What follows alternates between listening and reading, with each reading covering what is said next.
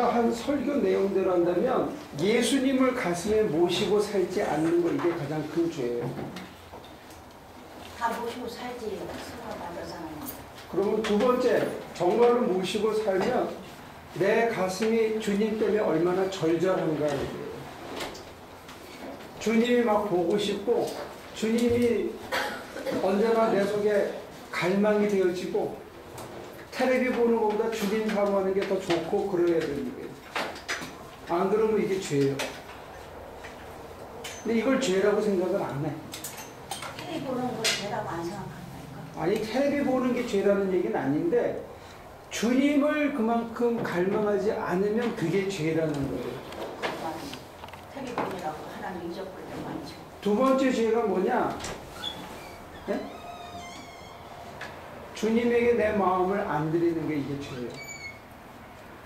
내 마음을 딴 데 파는 게 죄예요. 근데 우리는 이걸 죄라고 생각을 안 해요.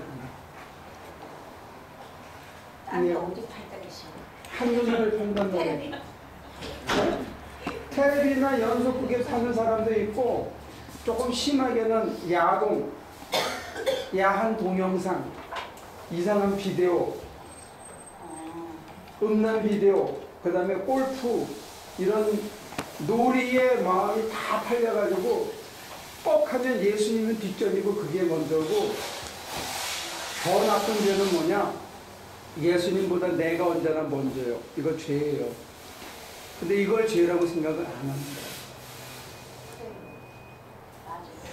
죄를 죄라고 생각을 안 하고 죄 아닌 걸 죄라고 생각하는 사람들이 많다는 거예요.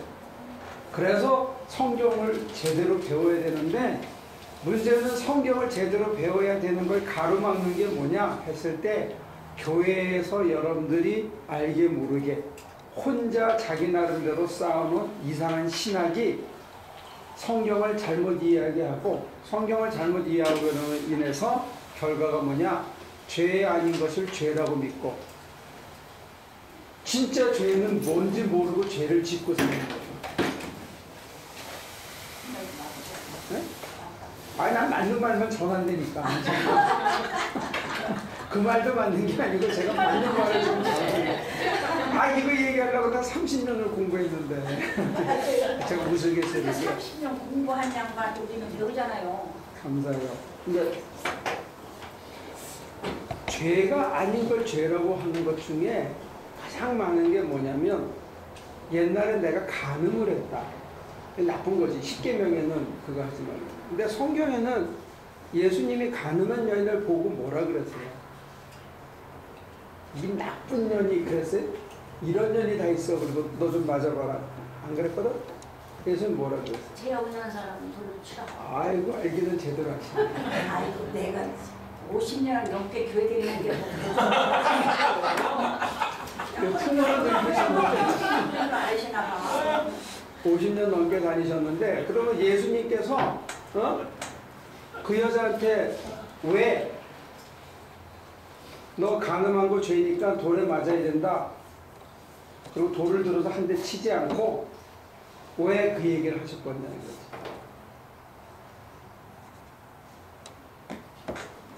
모르죠. 사람한테 가장 중요한 거는 살 권리예요. 살 권리라고. 살 권리가 있다. 네. 왜? 그 생명을 누가 줘서? 하나님이 주셨으니까 난 살 권리가 있는 거예요. 그건 아무도 못 뺏어가는 거예요. 내가 무슨 짓을 했어? 내가 시간을 낭비한 건 나쁜 짓인데, 내가 실수를 했다고 해서 내가 내 살 권리를 그 누구도 포기시킬 수는 없다는 게 나 스스로를 포함해요. 그래서 예수님께서 세컨 찬스를 주는 거예요. 가서 다시는 죄 짓지 말아요. 네 몸을 함부로 굴리지 말아요. 네 시간을 함부로 굴리지 말아요. 저는 간음을 정당화시켜주는 게 아니고, 그거는 사람이 어쩔 수 없어서 할 수 있는 연약한 실수일 수 있다는 간음은. 그거를 재미를 찾아서 거기에 온몸을 파는 거는 나쁜 거지. 잘했다는 게 아니에요. 그렇지만 그렇게 실수한 거하고 용서받지 못하는 죄하고는 다른 거예요. 그 재미에 빠져가지고 하나님을 잊어버리고 살았다 하면 이건 죄예요. 다른 사람의 마음을 아프게 했다. 이건 나쁜 거예요. 근데 나쁜 거 잘못된 거하고 죄는 다르다는 거예요. 죄는 하나님하고 짓는 게 죄예요. 근데 하나님이 사람한테 하는 가장 나쁜 짓이 있어. 그건 죄라고 불렀어요. 스몰 s로.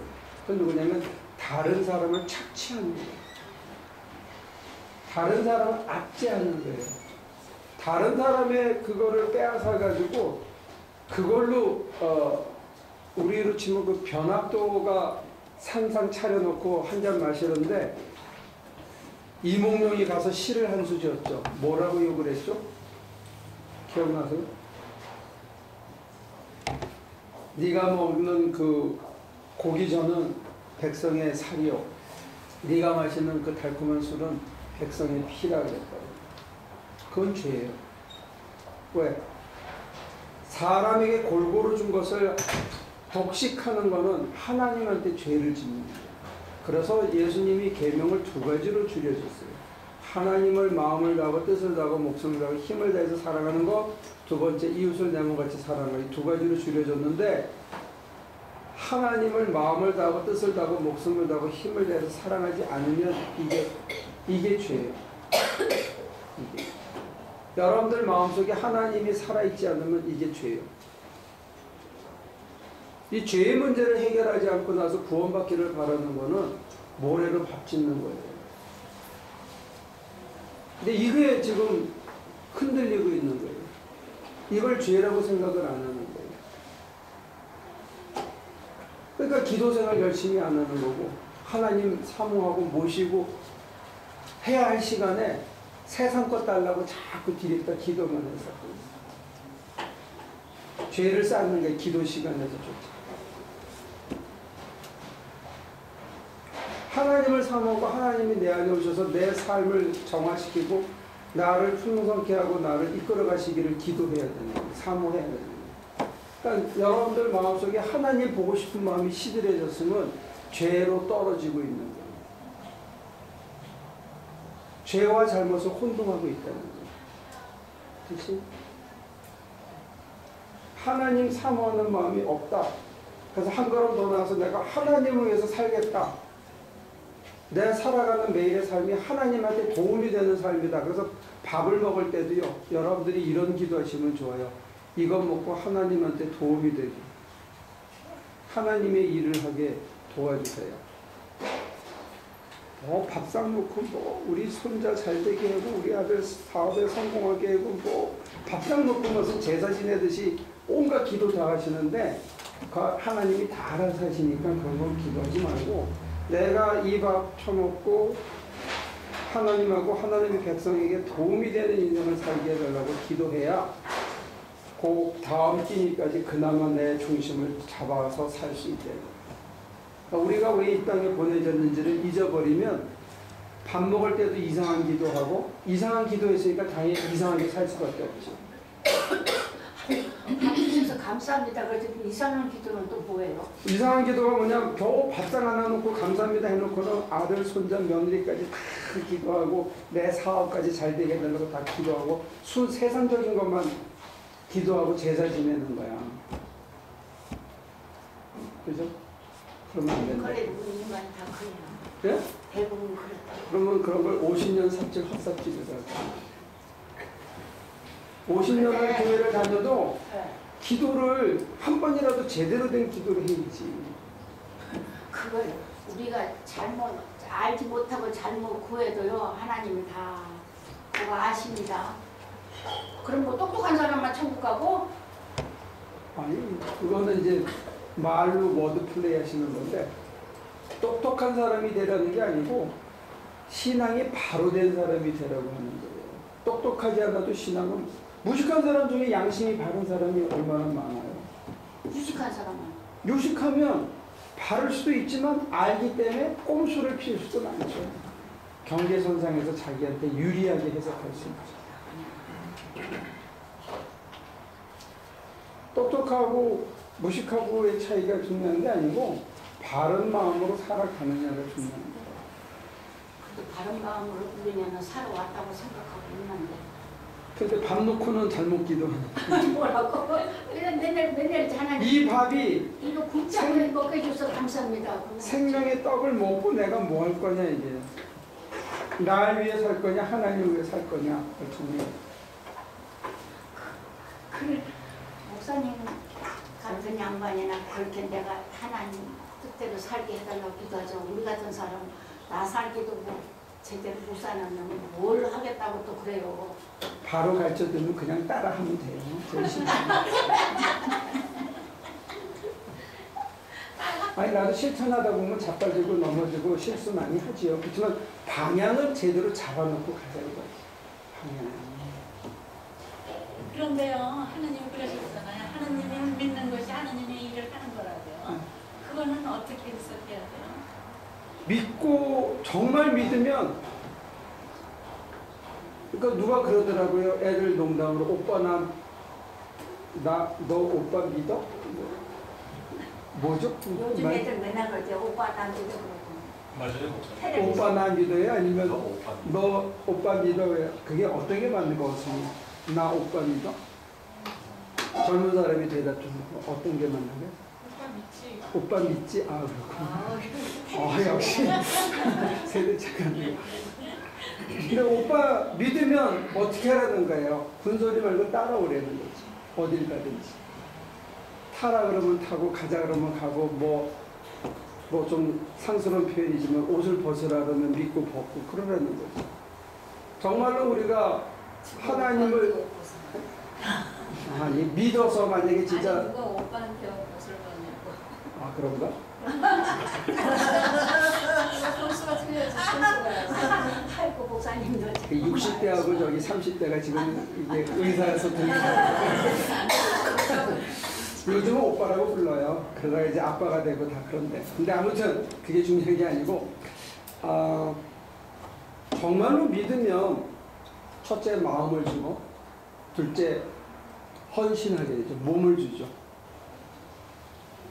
그리고는 네 거 내 거가 없죠. 나중에는 하나가 되죠.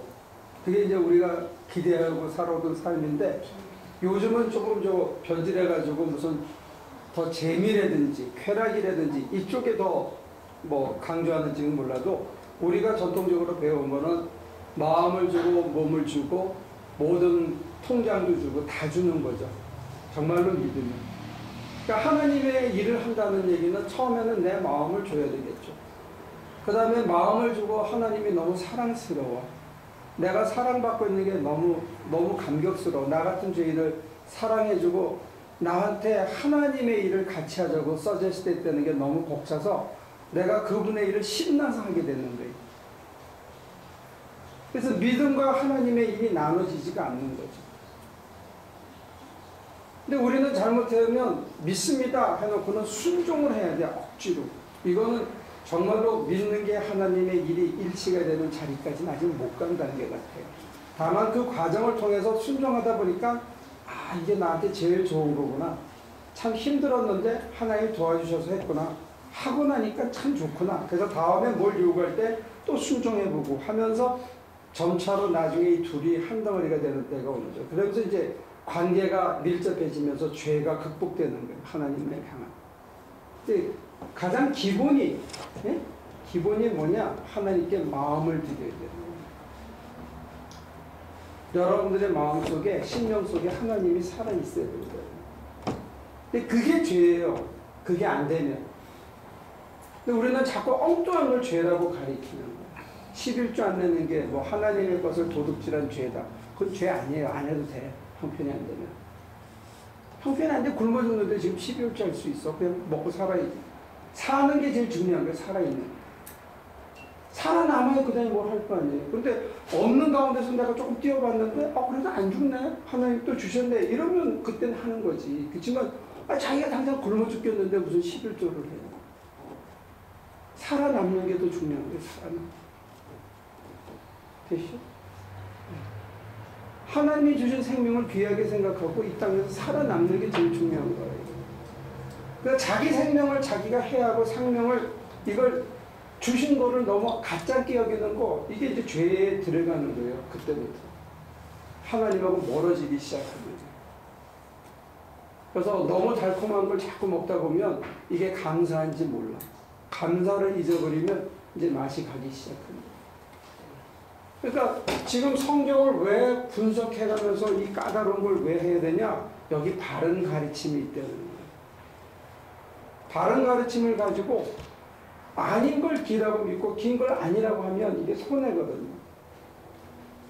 됐죠? 가까이 넘어갈까요? 그다음에? 그래서 이제 꼼꼼히 따지면서 하는데, 제가 봤을 때 여러분들이 제일 혼동하는 게 뭐냐? 죄 아닌 걸 죄라고 믿고, 그래서 괜히 혼자 막 괴로워하고 난리를 쳐. 그래서 자기 인생을 막 꼬아. 그러면 그때부터 죄요. 하나님 주신 생명을 마구 살면. 근데 그 전에는 죄가 아니고 잘못이에요. 착각이 잘못된 거예요. 착각하지 말고.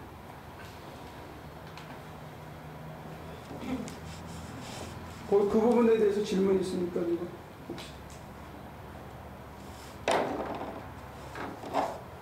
제 선생님한테 배운 것 중에 하나가 이런 거예요. 죄에 대해서 책임을 지려고 그러는 감정이 죄책감이다. 죄에 대해서 책임을 지려는 감정이 죄책감인데, 죄에 대해서 우리는 책임질 수 없어. 개신교 신학에서는 그래요. 죄 문제는 우리가 책임지는 게 아니에요. 첫째는 지나가고, 둘째는 우리가 질 능력이 없어. 없는 놈이 지겠다 그러는 거는 교만이에요. 죄의 문제는 누가 해결해 주냐? 예수 그리스도가 해줍니다. 그분에게 맡겨야 되는 거예요. 그리고 솔직히 고백하는 거예요. 내가 이 문제를 해결 못합니다. 내가 괴로운데 이건 내가 도저히 해결이 안 되고 끊을 수가 없습니다. 맡기는 거예요. 그리고 잊어버리는 거예요. 이게 우리 개신교 신앙이에요. 안 되는 걸 지가 하겠다고 설치는 건 이건 죄예요. 교만이에요. 교만. 3살짜리가 우리 집이 부도가 났어? 이제부터 내가 나가서 살림을 책임지겠어. 그래서 신문 돌리겠다고 나가면 차에는 안 치면 다행이에요. 그럼 그냥 집에서 가만히 때 되면 밥 해주는 거 먹고 책 열심히 보고 건강하게 해주는 게 걔가 제일 도와주는 거야. 3살짜리는. 우리가 자꾸 혼동하고 있다는 거예요. 자기 형편과 분수에 맞게 거기서 전진하고 업그레이드 하면 돼요. 그러니까 죄의 문제를 여러분들이 혼동하지 말고 불필요한 죄의식을 가질 이유도 없다. 왜? 나는 하나님의 아들로 선택받은 자고 하나님의 아들로 창조되었고 부름받았으니까 이제 거기에 걸맞게 살면 되는 게 지금. 지금이 중요합니다. 11조까지 면제 줬으니 이제 큰일 났다, 그지? 우리 뒤에 재정은 어떡하냐? 그것도 하나님이 책임지겠지? 여러분들의 살림살이도 하나님이 책임질 거예요. 자, 그러면 넘어갈까요? 골로새서 1장 쪽에서 한번 봅시다. 1절부터 우리 2절까지는 하나님의 은혜와 평화가 여러분들에게 있기를 빕니다 하는 하나의 간구고 하나의 그 인사라고 그래요. 그리팅이라는데 인사를 하는 거예요. 근데 이 인사가 중요한 게 뭐냐면 이거는 그냥 편지 형식을 지중해의 고대 근동에 그 유행하던 편지 형식을 빌려왔는데 그 가장 서두에 신의 가호를 빌었다는 거예요. 하나님의 은혜와 하나님의 평화가 여러분들에게 있어야만 여러분들이 평화를 누릴 수 있다는 거예요. 이 땅에 생명을 살 수 있는 그 근원이 하나님이라는 걸 리마인드 시켜주고 시작하는 거예요. 시작이. 하나님으로부터 시작해야 되는 거예요. 이 순서가 바뀌면 그때부터는 죄가 번성하게 되고 잘못을 저지를 수밖에 없습니다. 하나님을 향한 우선순위가 바뀌면 그때부터는 꼬이기 시작하는 거예요. 잘못을 저지르고 인생이 꼬이는 거예요. 자, 그 다음에 이제 여러분들에 대한 인사로 3절부터 읽을까요? 우리는 여러분을 위하여 기도할 때 항상 우리 주 예수 그리스도의 저희 하나님 아버지께 감사를 드립니다. 우리는 그리스도 예수에 대한 여러분의 믿음과 모든 성도를 향해서 통해서 여러분이 꿈꾸고 있는 사랑을 전해 들었습니다. 여러분의 믿음과 여러분들의 사랑을 전해 들었습니다. 그래서 감사합니다. 하고 골로새 교인들에 대한 것을 이제 문진하는 거죠. 문안하고 또 진단하는. 그 다음에 5절에 가서 이 믿음과 사랑은 여러분을 위하여 하늘에 쌓아두신 소망에 근거합니다. 이 소망은 여러분이 진리의 말씀, 곧 복음을 받아들일 때에 이미 들은 것입니다. 이 복음은 온 세상에 전해진 것과 같이 여러분에게 전해졌습니다. 여러분이 하느님의 은혜를 보서 참되게 깨달은 그날로부터 여러분 가운데서 같이 온 세상에서 열매를 맺으며 자라고 있습니다. 네. 근데 이때 하늘이라 그런 거는 유대인들은 하나님이라는 단어를 쓰기를 굉장히 거북해 했어요. 그래서 하나님이라는 단어 대신에 하늘이라고 불렀는데 오늘 우리나라 사람들은 하늘님하고 한울님하고 하늘하고 이걸 혼동을 해가지고 하늘을 자꾸 저 너머를 자꾸 생각하거든요. 여기서 얘기하는 하늘에 쌓은 소망은 하나님 안에 쌓은 소망이라고 이해하는 게 더 좋을 수 있을 거예요. 우리의 소망을 어디다 둬야 되느냐? 하나님 안에 둬야 된다는 거예요. 세상, 이때의 대칭 개념은 이 세상, 우리가 발딛고 사는 현실, 눈에 보이는 이 가상 현실이 다가 아니라는 거예요. 그걸 꿰뚫고 믿음의 눈으로 봤을 때 뭔가 다른 게 보이는데 우리는 당장 먹고 입고 쌓아놓는 것이 더 중요하다고 생각하는데 지금 이 본문에서 암시하는 것은 세 가지가 더 중요하다는 거예요. 하나는 평화, 하나는 믿음, 하나는 사랑. 이게 더 소중하다는 거예요. 이것을 우리가 하나님 안에 쌓아야 가야 된다. 뭘? 믿음을. 이 믿음이 굉장히 중요합니다. 땅 꺼질까봐 제대로 못 걷는 사람들이 있어요. 엘리베이터를 무서워서 못 타는 사람이 있어요. 이 믿음이 굉장히 중요해요. 차를 타고 가는데 저쪽이 나를 칠까봐 겁이 나서 운전을 못하는 사람이 있어요. 남편을 계속 의심하는 사람이 있어요.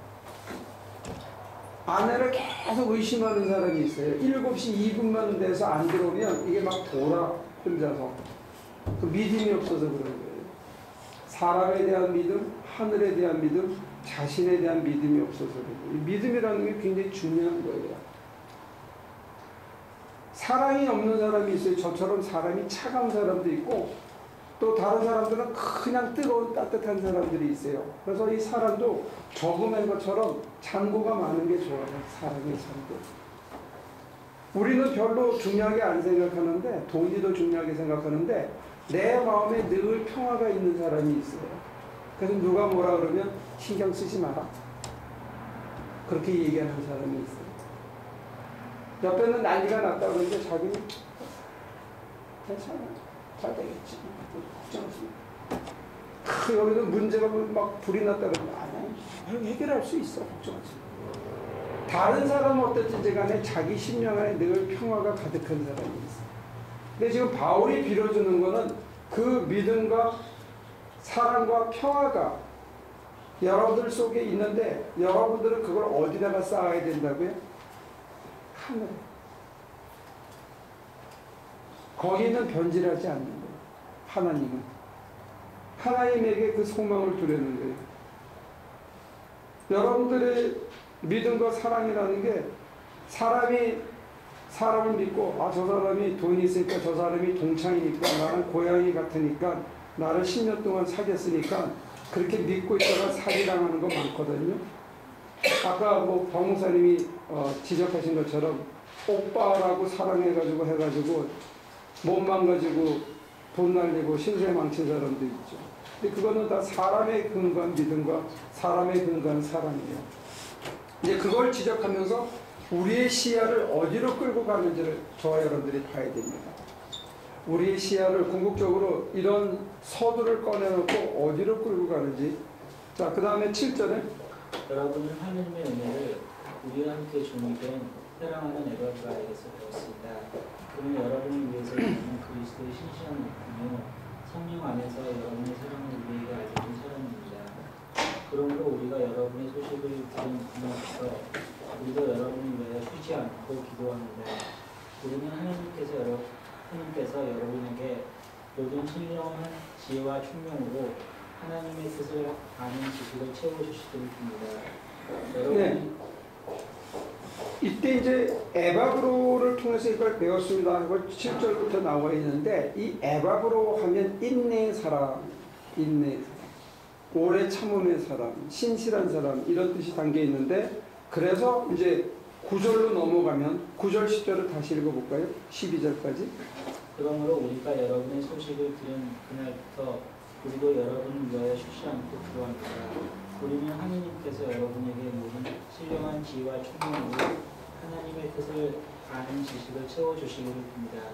여러분이 주님께 합당하게 살아감으로써 모든 일에서 그분을 기쁘게 해드리고 모든 선한 일에서 연결을 맺고 하느님의 정전도 알고 하느님의 영광이 광명해서 오는 모든 능력으로 강하게 되어서 기쁨으로 끝까지 참고 견디기를 바랍니다. 그리하여 성도들이 받을 상속의 몫을 차지할 자격을 여러분에게 주신 아버지께 여러분이 빗속에서 감사를 드리게 되기를 바랍니다. 예. 지혜와 총명을 하는데, 이 지혜와 총명으로 하나님의 경륜과 하나님의 계획을 깨닫고, 그리고 우리가 하늘에 소망을 두고 쌓아놓은 믿음과 사랑과 평화가 우리의 것이 되기 위해서 지금 필요한 덕목이 하나 있습니다. 여러분들이 내면에서 사랑과 평화와 믿음을 쌓아갈 수 있는 것, 그런 사람으로 변화되는 것, 그 소망을 끝까지 하늘에 쌓아놓을 수 있는 그런 덕목이 있는데, 그 덕목이 뭐다? 제임스 엄마가 지금 흔들리고 있다. 지금 무슨 덕목이 모자라서 그러다. 네? 내게 사랑이 넘치고, 내게 평화가 넘치고, 내게 믿음이 넘쳐. 그런데 이 사람도 흔들릴 수 있다는 거예요. 그런 사람에게 가장 필요한 덕목은 뭐다?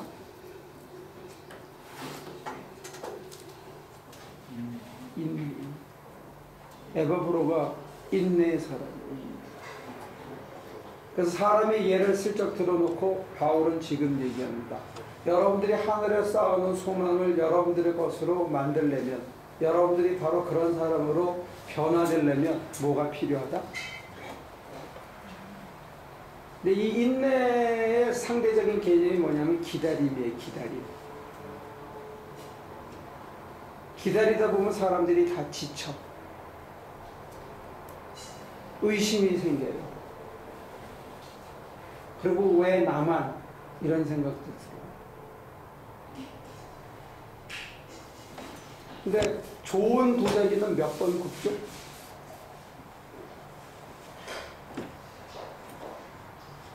한 번 구워요? 두 번 구워요? 세 번 구워요? 세 번? 안 구웠는데. 항아리는 그 김장떡 이런 건 한 번 구워서 말고. 그래서 옹기라 그래요. 자기라 그러죠. 그래서 도자기는 세 번을 굽는다. 세 번을 그 불 속에 들어갔다가 살아남아야 돼. 이렇게 부풀러 오르잖아요. 그릇이 커진대. 불에 1200도 이렇게. 그러다가 그대로 오므라들어서 그대로 식어야 돼. 그리고 유약을 바른 다음에 또 구워. 그래도 살아남아야 돼.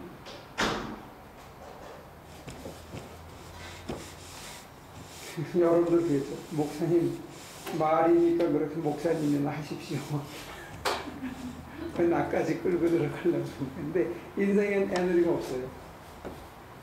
정말로 여러분들이 평화를 원하고 자기가 사랑이 넘치는 사람이 되고 어떤 일이 벌어지더라도 하나님을 향한 신뢰가 깨지지 않는 사람으로 하려면 우리가 옹기가 아니고 자기가 되려고 그러면 불에 세 번은 구워요.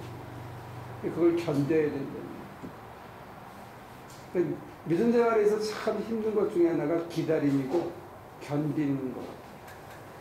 근데 이 견디는 걸 통해서 뭘 배우냐면 다른 사람하고 비교하는 것, 이걸 극복할 수 있는 거예요.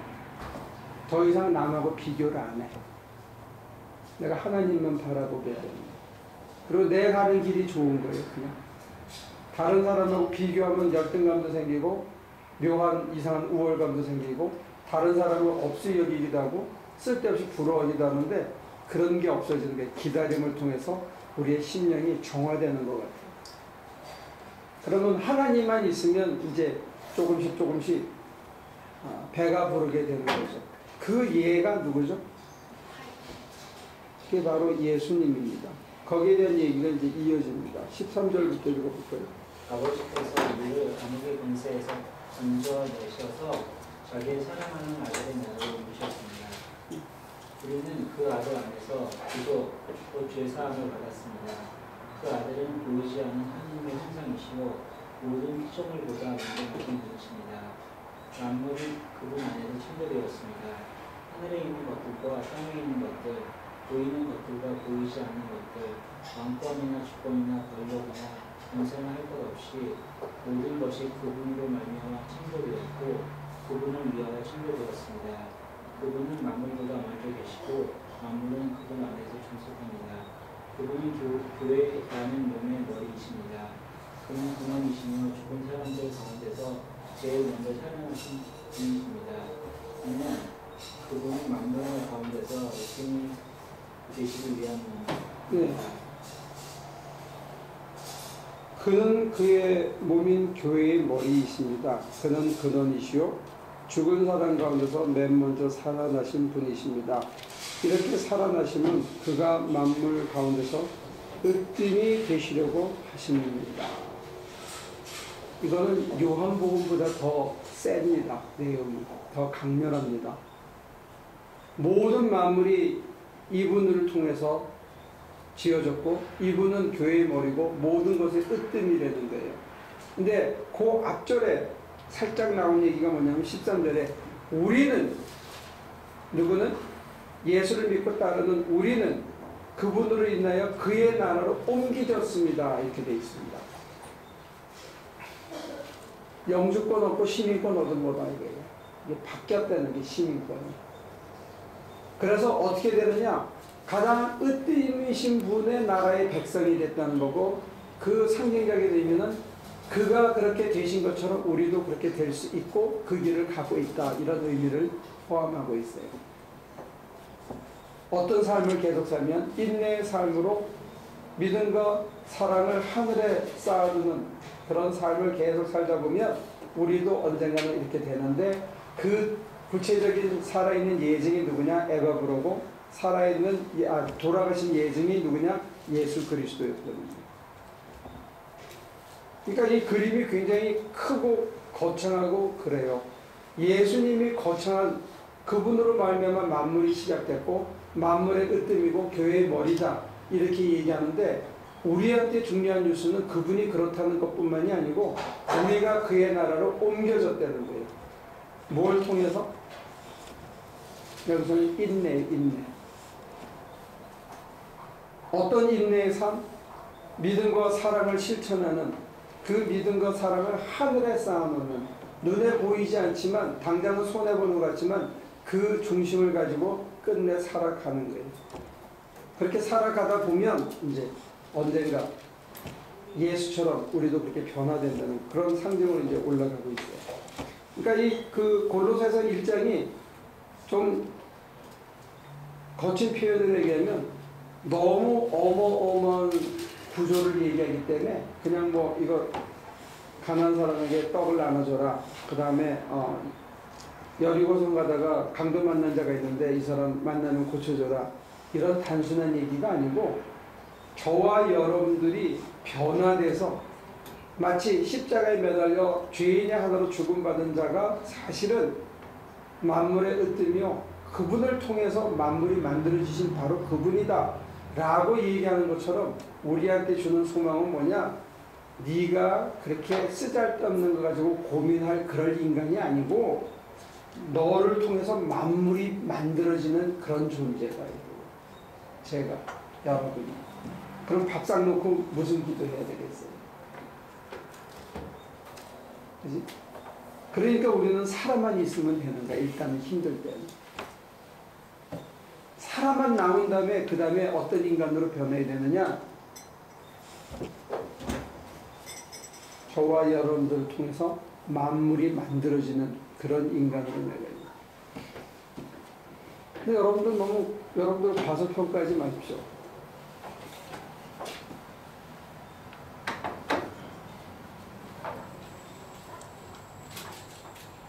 지난 목요일 날 제가 아까 예배 시간에 잠깐 전했지만 제 선배 목사께서 저를 안지 한 90년도부터 알았으니까 벌써 한 20년 됐거든요. 근데 제가 학교에서 공부만 하고 학교에서 선생질하는 사람으로 알고 있었는데 지난번에 가서 뭐 잔잔한 거 우리 필립이 아빠가 가서 고쳐줬다고요. 근데 그때까지만 해도 이게 그냥 플러밍 좀 하나보다 핸디맨인가 보다 했거든. 근데 저희가 티와나에 가서 3층짜리 건물을 지었잖아요. 그러니까 이번에 후원하시는 원로 목사님하고 그 목사님이 차를 타고 따라왔어. 그래서 건물을 딱 봤어요. 지어놓은 걸. 아직 이게 내장이 다 안 돼가지고 보이잖아요. 골조가. 딱 보더니 확 태도가 달라졌어요. 그때까지는 좀 지어주면 좋지, 고맙지 이렇게 했거든요. 근데 그거를 딱 보는 순간에 제 두 손을 꽉 잡더니 꼭 지어줘야만 되는 사람이 확 태도가 달라지더라고.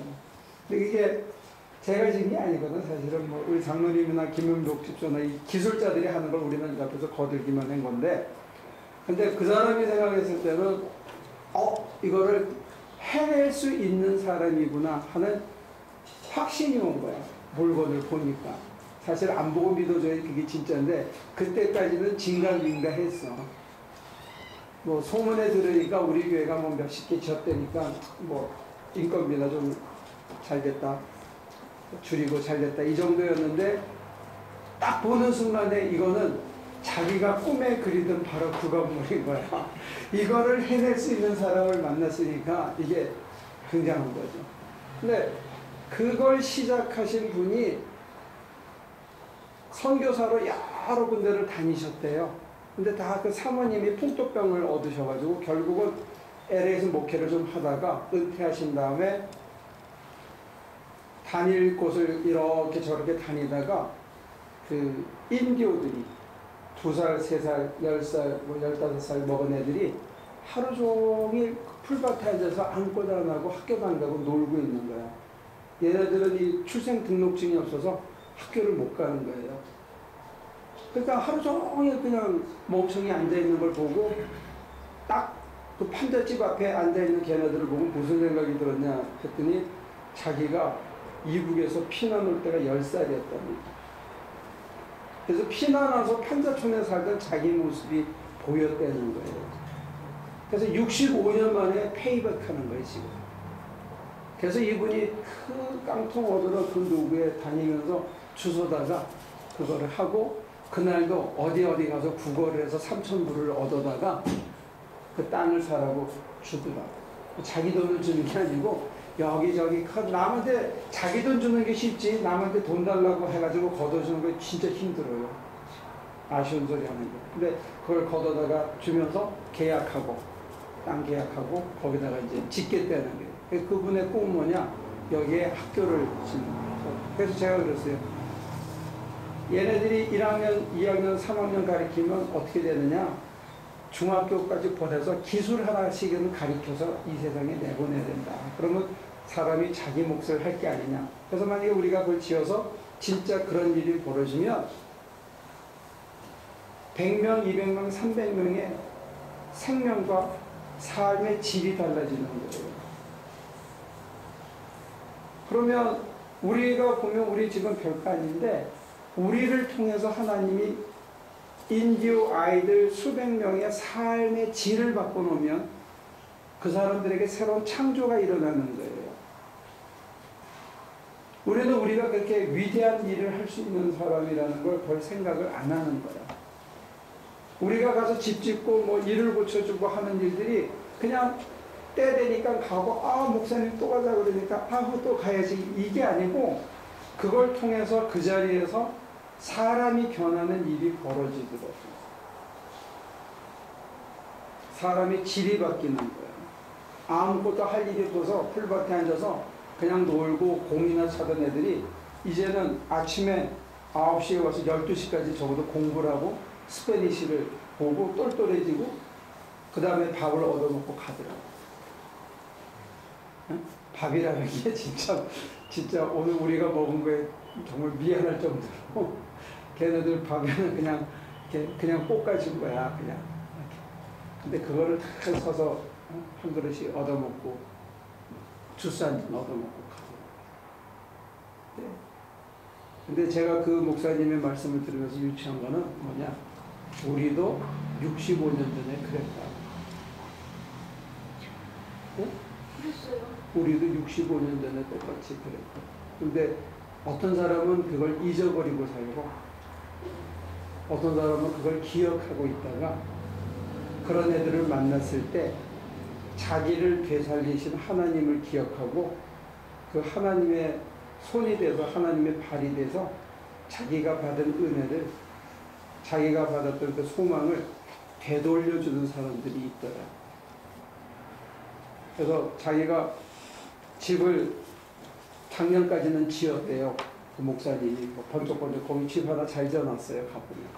근데 떨어져가지고 이 돈 가지고는 못 지을 텐데, 그리고 계속 기도하고 그랬대요.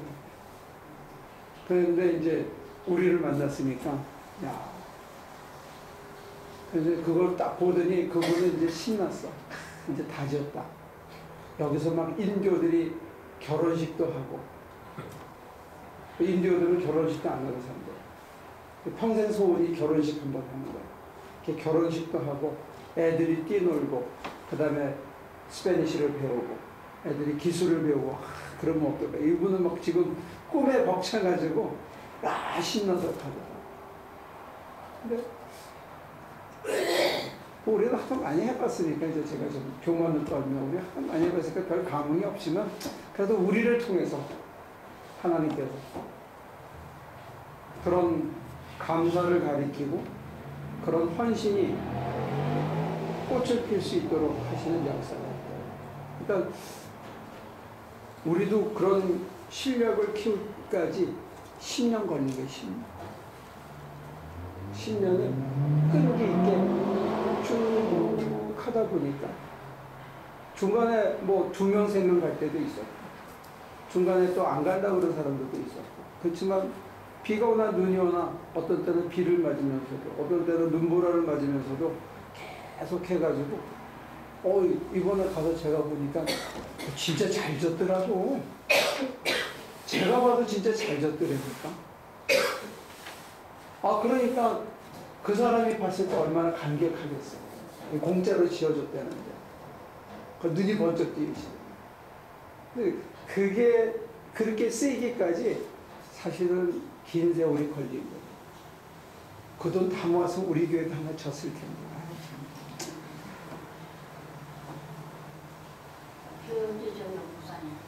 일단 딴 데 먼저 씻고, 지금 우리는 아직 기회를 안 주시니까 기다려야지. 근데 뭐 자, 우리가 우리 교회를 짓든 안 짓든, 건물을 짓든 안 짓든 중요한 거는 그런 수십 개, 뭐 30-40개의 교회에서 여전히 아이들 가르치고 밥해 먹이고 헌신하는 선교사님들이 있더라.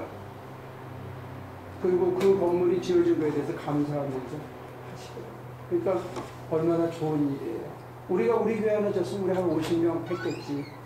그렇지만 거기는 500명, 1000명이 지금 그렇게 하니까 얼마나 좋아요. 그래서 우리가 하늘에 쌓고 있다 하는 것. 두 번째는 저와 여러분들이 우리 한 사람 한 사람 보면 정말로 작고 연약하지만 우리를 통해서 하나님께서 사람의 질을 바꿔놓더라고. 삶의 질을. 사람의 삶의 질을 바꾸고 걔네들이 찬송을 부르고 복음성가를 부르고, 그리고 걔네들이 이제 기술을 배워서 사람 도시를 하기 시작하면 또 그 중에서 아이들 가르치는 선생님도 나오고 그래요. 그래서 이제 이 만물이 그를 통해서 창조되었고 만물이 그를 위해 있었고 만물의 머리가 예수님입니다. 이 얘기를 이렇게 너무 멀리 띄워놓고 생각하지 말고 우리도 그렇게 쓰일 수 있다는 거예요. 우리 집사님도 몇 개나 지으러 갔었지? 응? 아니 그래도 밤 열심히 해줘서 우리가 취했더니 몇 번이나 따라갔어요? 아마 이거 안 해드릴 거예요. 한 10번 가지 않았나? 미스터 배우는 몇 번이나 썼을 거지? 10번은 안 되는 것 같은데요. 그래? 네. 약간 그 2011년 7월 때부터 그렇잖아요.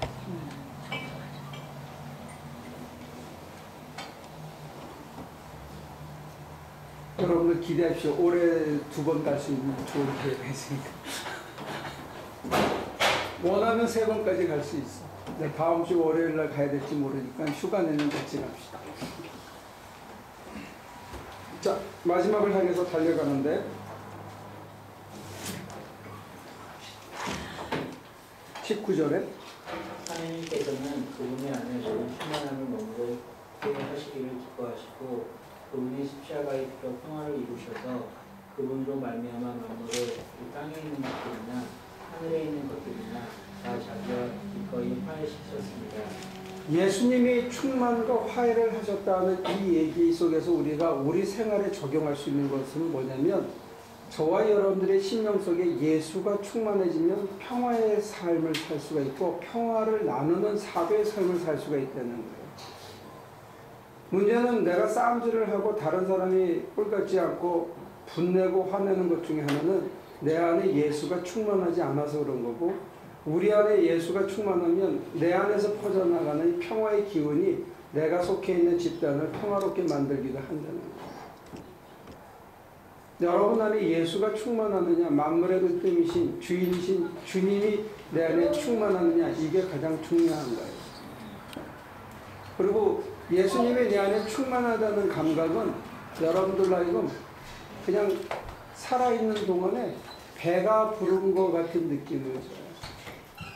생각이 마음이 이렇게 꽉 찬 것 같아요. 그거 굉장히 중요한 감각인 것 같아요. 제가 나중에 다음에 기회가 오는 시간이 모자니까 다음에 한번 다시 설명을 드리고요. 21절부터 23절까지 넘어가면 전에 여러분은 악한 이로 하나님의 머리를 떠나 있었고 마음으로 하나님과 우리가 되어 있었습니다. 그러나 지금은 하나님께서 그리스도의 죽으심을 통하여 그분의 육신의 몸으로 여러분과 화해하셔서 여러분을 거룩하고 흠이 없고 책망할 것이 없는 사람으로 자기 앞에 내세우셨습니다. 그러므로 여러분은 믿음에 튼튼히 털을 잡아 굳건히 서 있어야 하며 여러분이 들은 복음의 소망에서 떠나지 말아야 합니다. 이 복음은 하늘 아래 있는 모든 피조물에게 전파되었으며 나 바울은 이 복음의 일꾼이 되었습니다. 예. 그래서 계속 지나가면 24절 이제 나는 여러분을 위하여 고난을 받은 것을 기쁘게 여기고 있으며 그리스도의 남은 고난을 그분의 몸, 곧 교회를 위하여 내 육신으로 채워가고 있습니다. 나는 하나님께서 여러분을 위하여 하나님의 말씀을 남김없이 전파하게 하시려고 내게 맡기신 사명을 따라 교회의 일꾼이 되었습니다. 이 비밀은 영원 전부터 모든 세대에게 감추어져 있었는데 지금은 그 성도들에게 들어왔습니다. 하나님께서 이방 사람 가운데 나타난 이 비밀의 영광이 얼마나 풍성한지를 성도들에게 알리려고 하셨습니다. 이 비밀은 여러분 안에 계신 그리스도요 곧 영광의 소망입니다. 우리는 이 그리스도를 전합니다. 우리는 모든 사람을 그리스도 안에서 온전한 사람으로 세우기 위하여 모든 사람에게 권하며 지혜를 다하여 모든 사람을 가르치십니다. 이 일을 위하여 나를 내소에서 능력으로 전하고 있는 그분의 활력을 따라 수고하며 애쓰고 있습니다. 온전한 사람이 되게 하는 게 목표가 이걸 위해서 일꾼으로 부름받았는데 이 일꾼으로 부름받은 바울이 해야 되는 건 뭐냐면 고난을 받아야 되는 거고 이들과 화해하기 위해서 그리스도가 앞서서 피를 흘리셨다는 거예요. 그러니까 우리가 바울이 간 길, 예수께서 가신 길 따라가서 이 땅의 사람들을 온전히 세웠는데 어떤 사람이 온전한 사람이냐면 하나님의 은혜와 평화가 가득한 사람이 온전한 사람이에요. 하늘에 소망을 두고 믿음과 사랑으로 가득 찬 사람이 온전한 사람이에요. 영적으로는 그렇지 않으면 반병신인 거예요. 그의 마음속에 평화가 가득하고 그의 마음속에 믿음과 사랑이 가득 있고 그의 소망이 하늘에, 그걸 하나님 나라에 두고 하나님 안에 그런 것을 두고 하나님의 비밀을 깨달아 알아가고 그걸 실천한 사람이 온전한 사람인데, 이 온전한 사람을 세우기 위해서 예수는 피를 흘렸고 그 다음에 바울은 그리스도의 남은 고난을 자기 어깨에 짊어지고 가는 거예요. 그럼 우리는 뭐 해야 되는 거예요? 하다못해 가서 교회라도 세워줘야겠어요. 가만 자고. 그러면 예수님은 피를 흘렸고 바울은 남은 고난을 어깨에 짊어졌으면 이제 우리는 뭐 해야 되는 거예요? 뭐 해야 될까? 네? 동참해야 돼요. 우리는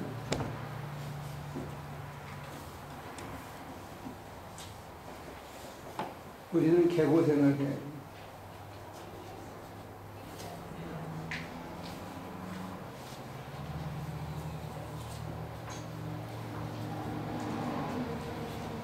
이 순서를 기억하시고 그 순서가 돼서 우리를 부르셔서 쓰신다고 하면 그게 힘들어도 피 흘린 것보다는 덜하잖아. 그죠? 바울처럼 예수님의 남은 고난을 어깨에 짊어지는 것보다는 우리는 덜하잖아요. 우리는 1년에 해봐야 서너 차례? 많이 해봐요. 그것도 2박 4일, 3박 4일 딱 정해놓고 하는 거예요.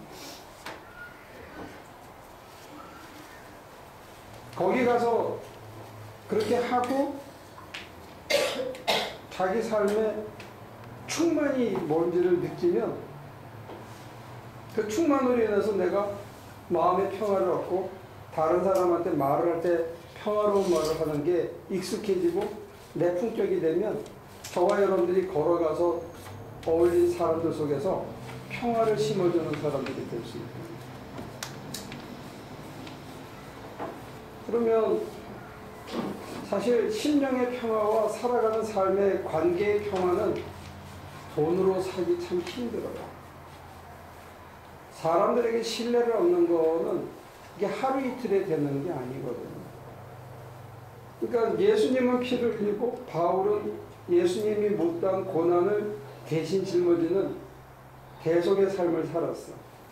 그럼 우리는 가서 겨우 집이나 몇 채 지어주는 게 고작이야. 근데 그 선교사님이 그러더라고요.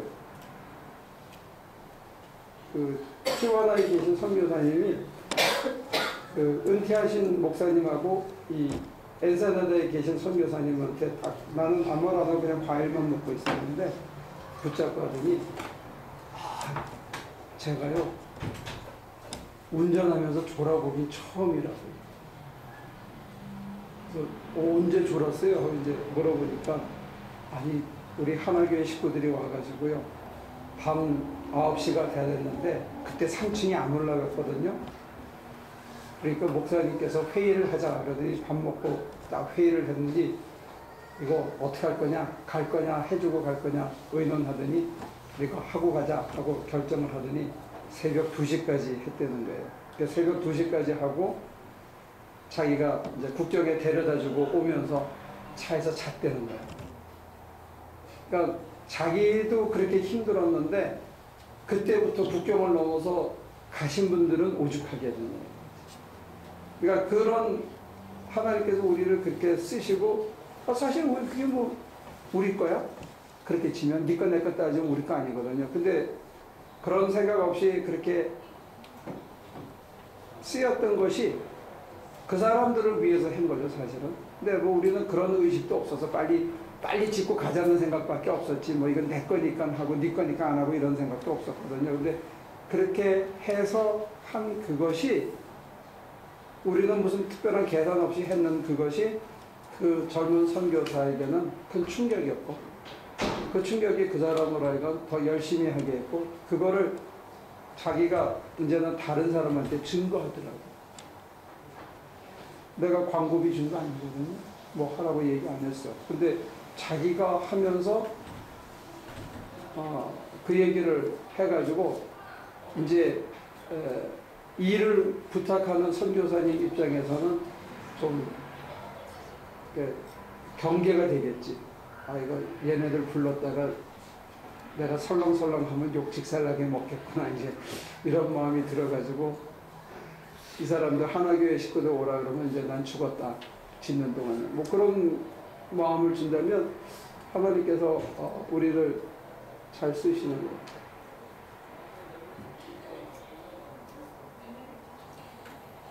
그러니까 우리는 사실은 잘 이유를 모르고 열매를 모르고 그냥 가서 해내니까 해나보다 하고 오는데, 그게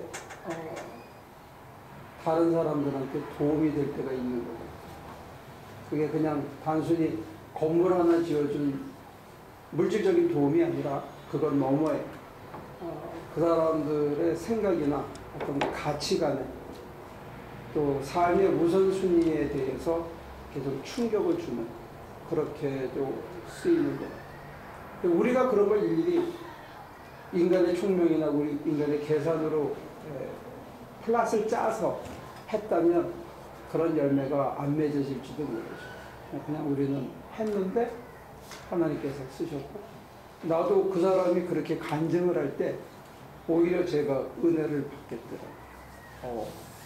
하나님께서 참 우리를 잘 써주셨구나. 우리 사실 뭐 닷새 죽으라고 갔다 오고 나니까 이 손가락을 못 쓰겠더라고, 이게. 간증이.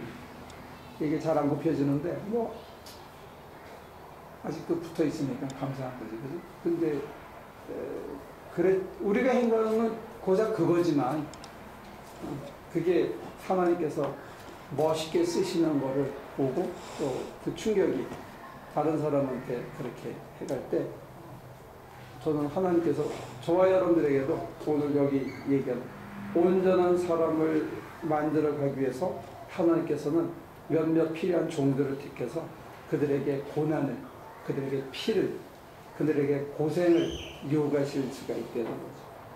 근데 그게 이제 지금 우리는 뭘 하는지도 모르고 어떤 열매가 우리에게 돌아오는지도 잘 모르고 하지만 언젠가 시간이 지나고 뒤돌아봤을 때 하나님께서 하나님의 고난에 우리도 동참을 했구나. 그러면서 우리 품격에 어떤 조금씩 변화를 주지 않을까 이런 기대를 하는데, 지금 골로새서가 미리 알려주는 하나의 로드맵은 뭐냐면 우리 안에 믿음과 사랑을 채워주신다는, 내가 믿음의 사람으로, 사랑의 사람으로, 그리고 한 걸음 더 나가서 우리 안에 평화가 있을 수 있도록 그런 연단의 자리에 들어가서 쓰인 것이 우리에게 그런 것이죠. 그러니까 사실은 남을 위한 대속이라는 것이, 만약에 이 본문이 맞다면 대속의 삶을 통해서 얻어지는 하나의 현실적인 열매는 여러분들에게 사랑이 있는 거예요. 사랑이. 다 있어요. 읽으면 들어요. 권사님이 사랑의 사람으로 변한대. 예? 권사님 안에 사랑이 철철 흘러 넘치는 사람으로 변한답니다. 언제? 안 따라다니니까 내일 못 모레요? 가요. 예, 곧. 그 감사한 일이네요. 그러니까 우리만 따라다니면 그렇게 됩니다. 아이고, 내가 이거 10몇 년을 따라다녔구만. 곧 될 거예요. 그 다음에 하나님께서 우리 안에 믿음과 평화를 가득 채워주십니다. 이게 이제 대속의 삶을 살기로 작정한 사람들에게 주는 하나님의 선물이라는데, 아직 우리 안에 이게 권사님이 지적한 것처럼 잘 안 되는 거 보면 우리가 아직 그 삶을 제대로 못 살고 있나 봐. 한번 다들 열심히 잘 해봅시다. 그러면 이런 선물이 있겠죠. 기도합니다. 하나님 감사합니다. 우리가 무엇이간데 또 우리 한 사람 한 사람을 이렇게 되새겨 보면 부족하고 모자라며 정말로 수없이 많은 은혜 속에서도 수없이 많은 잘못을 여전히 저지르고 사는 부족한 사람들이며 하나님보다는 내 몸뚱아리 하나를 더 아끼고 이웃 사람보다는 내 가정의 살림살이가 먼저 눈에 들어오는 저희입니다. 그런데 하나님께서 저희들을 내몰아치셔서 땀 흘리고 또 때로는 다치고 때로는 정말로 하기 어려운 형편 속에서도 헌신하게 하셔서 많은 사람들에게 하나님의 살아있음을 보여주고 하나님에게 붙들린 자들의 삶을 드러내는 도구로 삼아주셔서 감사합니다. 우리가 그렇게 쓰이는 동안에 오늘 약속하신 것처럼 우리 안에 평화가, 우리 안에 사랑이, 우리 안에 소망과 믿음이 넘칠 수 있도록, 그래서 주님이 만물의 으뜸이 되신 것처럼 우리도 주님의 나라로 옮겨서 사는 저희 삶이 되도록 도와주시옵소서. 예수님의 이름으로 기도합니다. 아멘. 감사합니다. 이제 집으로 갑시다.